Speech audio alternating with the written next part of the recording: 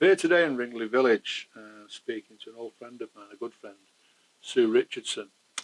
We've come to talk about the publishing that she does of local history books. I've been doing for over 40 years now. Sue was married to Neil.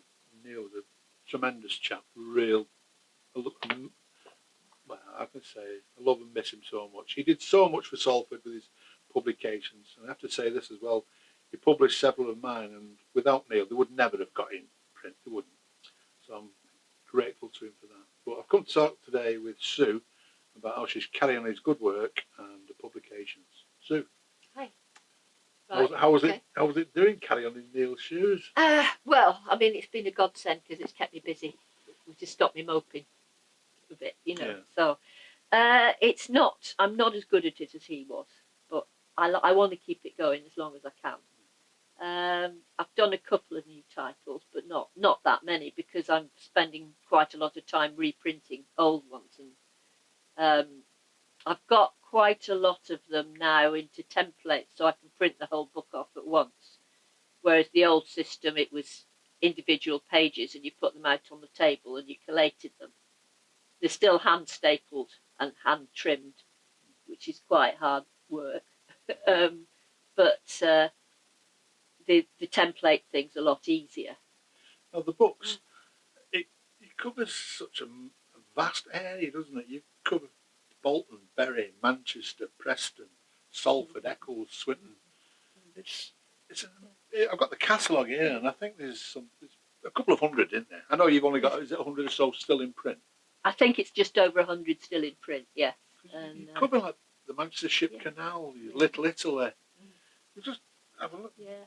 Worsley Textile Mill. Just dive into this book. The old pubs of Ancoats, reminiscences of Bolton and Staley Bridge, a labour of love, people of Hulme. It's every area's covered, and it's an amazing back catalogue of stuff you've preserved for us. It's so pleased about it. And so, has the COVID crisis affected sales? I should imagine it has. Yeah, because it's most of the sales are from libraries and museums anyway, and of course they're all shut. So I've had a few from the Family History Society, Manchester and Lancashire Family History Society, who are very good, and one or two individual sales, but obviously nothing from the major people. And I don't think there'll be much for a while after because they'll still have old stock, obviously, left. Well, I've been contacted myself by several people wishing to purchase books. And I did say before, it's not a cheap plug for mine, but I've directed them to you. And would you be amenable to selling to people if they contacted you by phone and they could come and collect them themselves? Yeah, that's fine. And postal, if people living out of the region? Yeah, I can do postal sales. I mean, obviously, I'd have to charge postage on top. And phone calls are fine. They need to ring me first if they want to pick up because I'm not always here. Yeah. But so I could organise it, you know. But but that's fine. And it would be cash. Well, ideally cash. I can't do card payments. I've not got that set up, and it's not a big enough business really to do that. Probably a hard question for you with all the books that you've published and republished. Do you have any favourites? Yeah.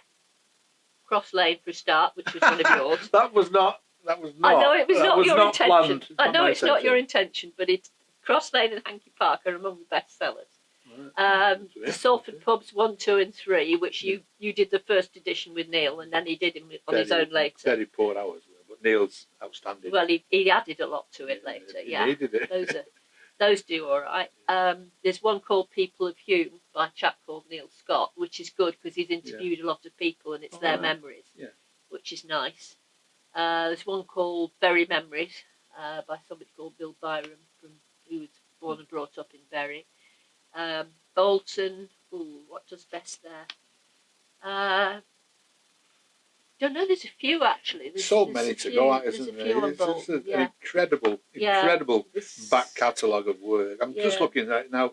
Church Street, Eccles, Weaste in the 18th century, members of the Salford Blitz. Oh, Glenn Atkinson's do well as well, because he did the Big Ditch one about the ship canal, and he did Barton's Bridges as well, and Canal Duke's Collieries, and another one, which Weaste Textile Mills, that was it. That was another one of his.